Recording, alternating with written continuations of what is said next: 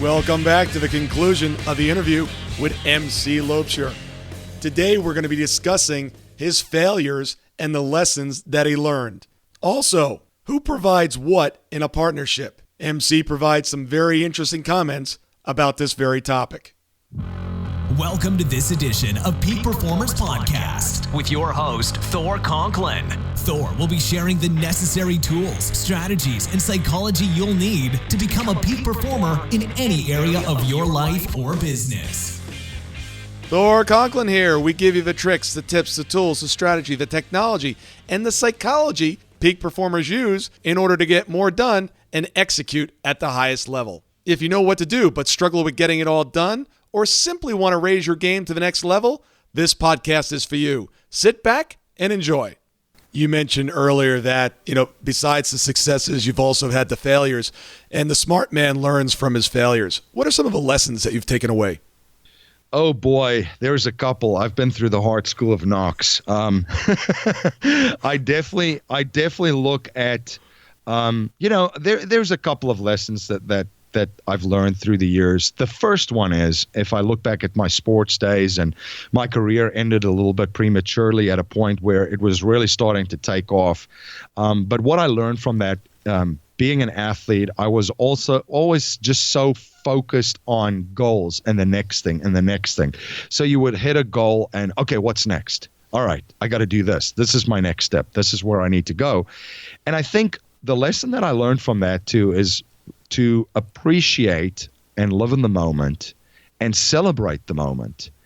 Celebrate the smaller victories along the way, because, there's different quotes about journey and destination and all that stuff, but stop being just so obsessed about what's next and looking forward, but also appreciate the moment and the lessons that we learn in the moment, because we learn every single day, and that's why I enjoy journaling, because since I've done that, it forces you to think about lessons that you learn, right? Because that's one of the boxes in one of the journal that I use.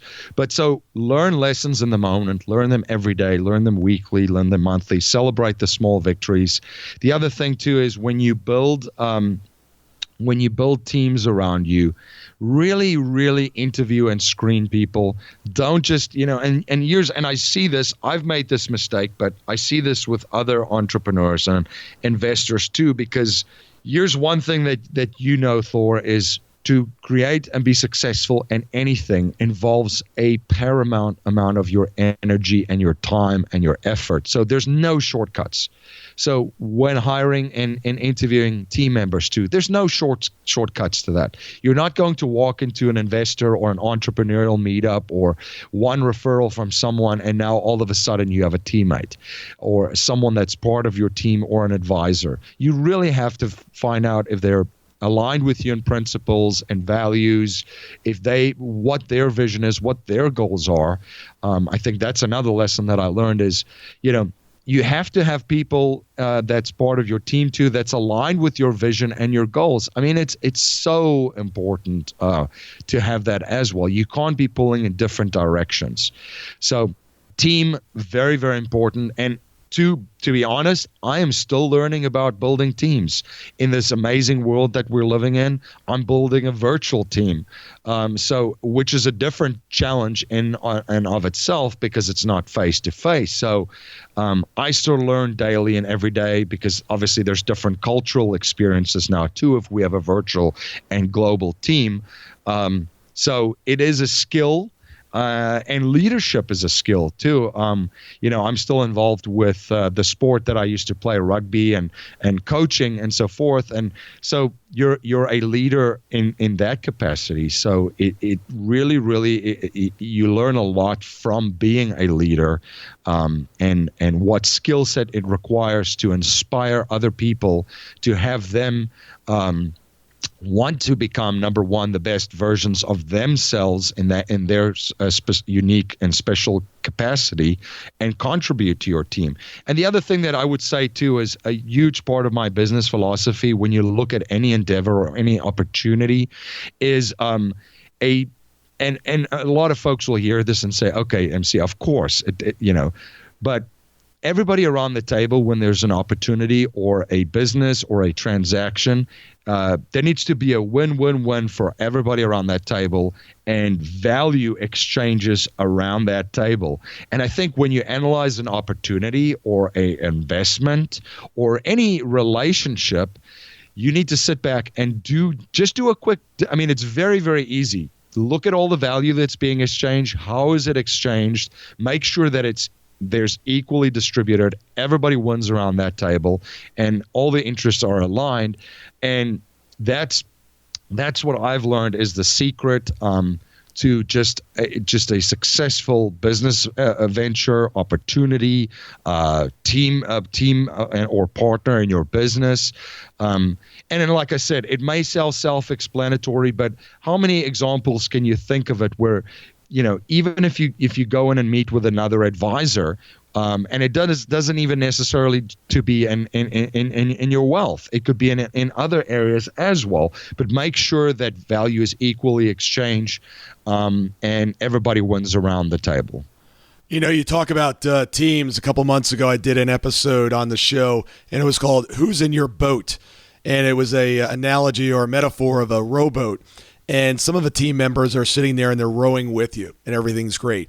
And then there's a team member that's just kind of sitting in the back of a boat watching everybody else work, right? And then, right. You've got this rope going down off the back of the stern and you don't see them, but there's another guy or woman down there at the bottom of the ocean on the rope with the anchor and digging their feet in. But you don't even see them. It's like this force that's working against you. But there's team members out there like that. And then also the sneaky one is the one that's rowing with you, but they're dragging their paddle. They're dragging their oar. And you don't see it, but they're messing up the cadence. I use that analogy as team members. Figure out who's on your team and figure out what position in the boat are they taking. And the other thing that I would add to that too, and this might be on the minds of some entrepreneurs too, and I've seen this firsthand, is when it comes to friends and business partners and so forth too, don't just partner with a friend to go into business because it is a friend.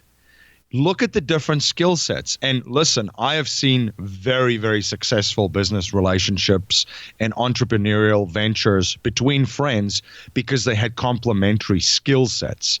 And then I've also seen failed ones where they didn't have complementary skill sets. They were both, for instance, let's just pick a subject. They were both brilliant online marketers, but none of them had any other complementary skill set to bring to that business relationship and take the boat that you're talking about in the right direction at the speed that they want. So that's one thing that I would add to, because I do get a lot of questions about that too. And one of the rules that I have, and I'm not saying it's good for everybody, is I never hire anyone that I can't fire or willing to fire. Because I've been in situations with partners, with friends, very good friends, and sometimes things don't end up exactly the way everybody wants them to. And you've got to figure out what's more important, the relationship, the friendship, or having them on your team. Absolutely. And that goes back to the value exchanges too. So, building your team and getting your team together and your mission and your company going in the right direction. That unfortunately that's just part of, that's part of this game, right? And being an entrepreneur is where you have to deal with people. So, try to always increase your people skills as well. But back to that value exchange, when you're sitting around the table and there's agreements made beforehand of value exchanges, I'm providing this, you're providing that. Once it's not aligned and there's not an equal exchange, there's obviously actions that you need to take. And that is another thing of being part of a leader, making hard decisions, making smart decisions, and then actually executing that tough and very hard decisions that you have to make. It actually reminds me of a story. I actually hired my ex-wife to work for me in one of my businesses, and she made it about 4.5 hours. She showed up late. She complained about the tasks that I needed done. I said, look, honey, I want to stay married. Here's $500. You're fired. True story. The marriage didn't last, but I knew if she continued to work in the organization, something else would have broken much sooner. Yeah, absolutely. Yeah. So hire slow, fire quick. Yep. Very, very good advice. What about some of your weaknesses? There's quite a couple there too. Me too. Join the crowd. Yeah, I think again, I as much as I'm still working on it, I am a people pleaser sometimes. So that is something I can be the nice guy. So it is something that, as we said before, your time and your mindset is very, very important. So you have to be focused on what you're trying to achieve.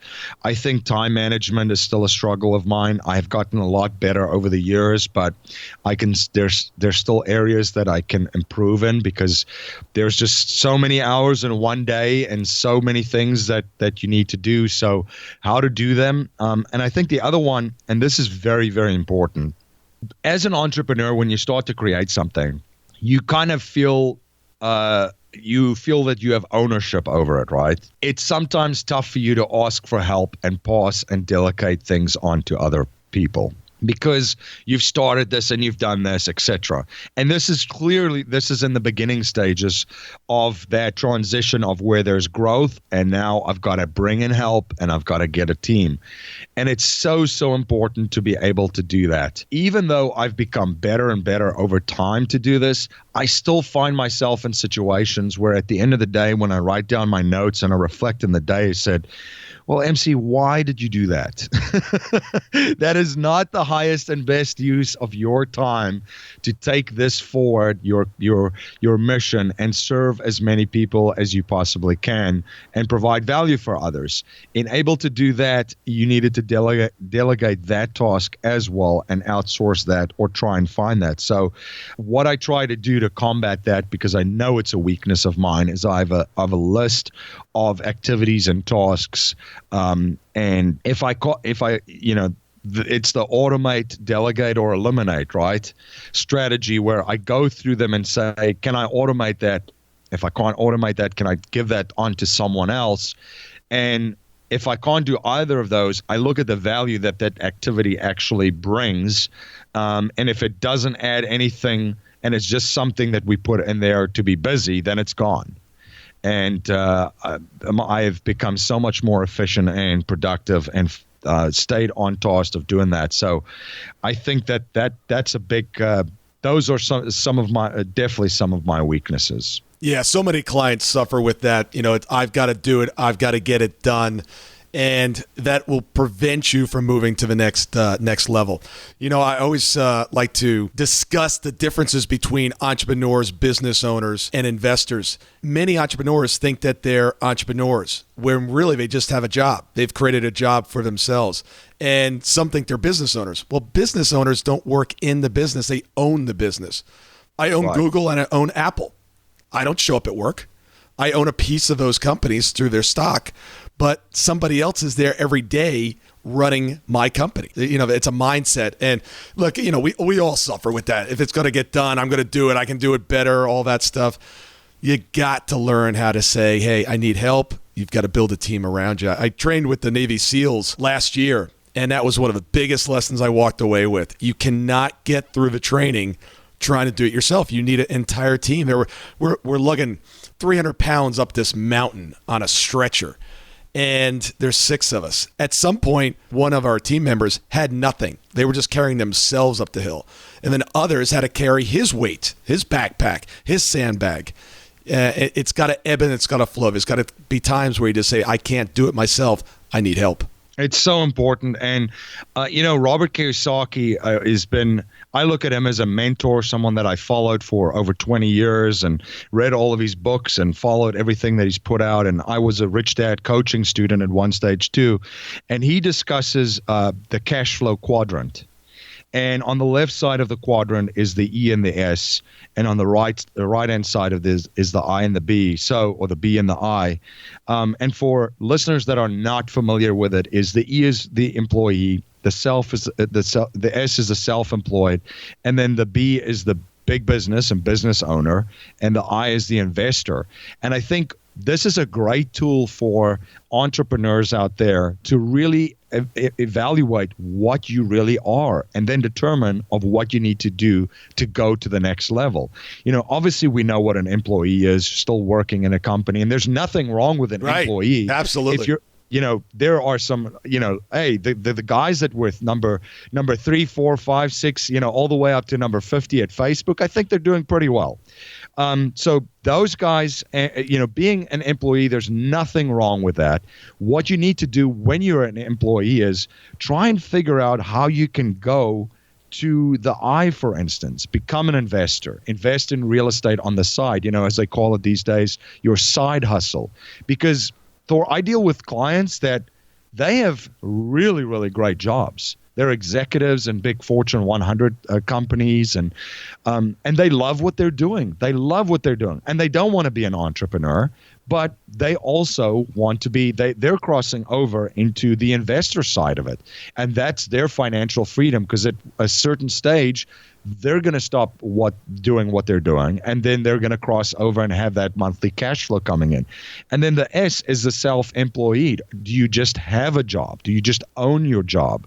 And that is so true, because I think that is unfortunately where a lot of entrepreneurs find themselves, the solopreneurs and the self-employed. And that was a big challenge for me too when my business finally started taking off, and Valhalla Wealth Financial and Cashflow Ninja, is when that mindset shifted from an S of what I needed to do for leaving the S and going to the B. And as you said, work on your business, not in your business. Try to grow your business. And look, I still consult with clients because I love doing that. So I still set time apart of connecting with people one-on-one. And there are many reasons for me doing that. Number one, I like to know what's going out there and what problems people have, because as an entrepreneur, as listeners of the show, and Thor, problems are opportunities and more products and better ways to serve people. So that's one of the reasons why I still love to stay relevant and figure out what is going on there, what is going on the ground floor, what challenges do people have, and how can I provide more value. But I work on my business most of the time, growing it, expanding it, getting exposure, developing systems and processes to drive more traffic and future clients and future business to my business.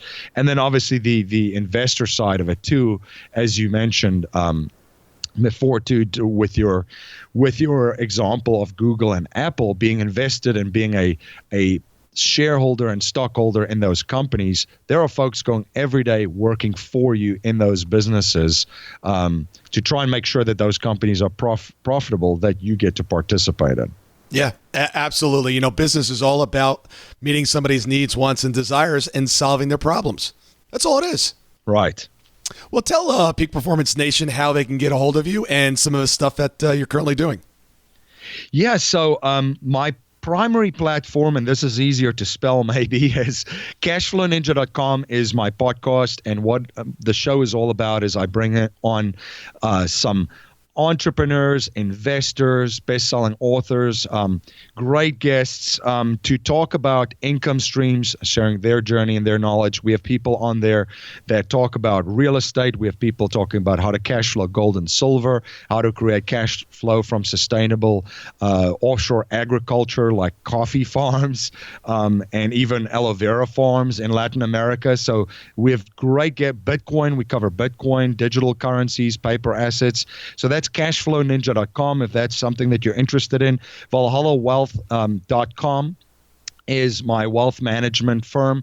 So on there, as I mentioned, we structure a financial foundation for people based on the infinite banking concept. And Thor, if any of your listeners is interested in learning more about the infinite banking concept and utilizing that strategy in their business, I'll make a free book available for them. If they reach out to me at info@cashflowninja.com, I will just put IBC in the topic, or just, introduce yourself, say that you heard of me on Thor's show, I'll ship you a free copy of Nelson Nash's book, Becoming Your Own Banker, which explains that strategy really nicely. So if they're interested, that's info@cashflowninja.com, and then valhallawealth.com is the wealth management firm. A lot of exciting stuff that we're going on there.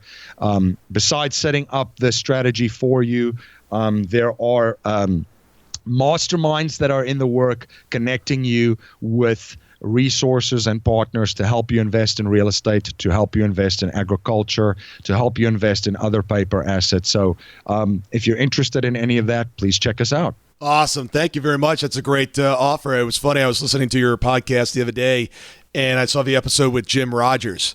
Amazing, amazing man. If you do not know Jim Rogers, look him up. Go, I think it was episode number 99 on the show. It is a must-hear. Yeah, it was a fantastic experience, and that's another person that I've been following for over 20 years and reading all of his books and interviews and so forth. So he adds a ton of value and also stresses the importance of thinking for yourself and critically thinking. So, which is such an important and valuable lesson, especially in the environment that we're in today in the information age. Well, MC, thank you very much for your time and all the great advice. I appreciate you coming on and look forward to having you back on the show. Thank you so much for having me on, Thor. This has been a fantastic experience, and thank you for all the listeners out there listening. Every peak performer that has ever lived or will live does one thing extremely well. They know how to take their ideas and execute on them. Ideas and knowledge are not power, but the ability to execute on them, that is real power. If you consider yourself a peak performer and really want to take your game to the next level and truly master the science of execution, I would like to send you some information about our upcoming event, Business Execution Summit. Simply take your phone and text the word BE Summit, one word, to 41411. And I'll send you some additional information on how to master the most important skill you will ever acquire for your life or your business. Thank you so much for listening today. I really do appreciate your time, and I hope you found today's show valuable. If you would like to receive these shows automatically to your phone or to your computer, simply go to iTunes and subscribe. After listening to several of the shows, if you're so inclined, please leave us a 5-star rating, as this helps us reach additional people and spread the message. If you're truly committed to taking your life to the next level and doing whatever it takes to become a peak performer, but something's holding you back, something is blocking your way, and you just can't seem to figure out what it is, send me an email to info@thorconklin.com, and I'd be more than happy to get on the phone with you. We'll schedule a 15-minute discovery call. No obligation, no cost. I absolutely love to hear from the listeners, and if there's something I can do to help, I'd be more than happy to do that. Also, if you found something of great interest in today's show and you want to share that with your friends and family, simply go to my Facebook page, Thor Conklin. Click on the episode, hit the share button, and share it on your page. You can follow me at Twitter at Thor Conklin. The website is thorconklin.com. We're constantly adding new free resources, discussing additional tricks, tips, tools, and strategies on how to be a peak performer. Remember, I try to keep these episodes short so you can listen to them during dot time, doing other things, commuting, driving, walking, working out. Decide to be a peak performer in all that you do. And until tomorrow, have an absolutely amazing day.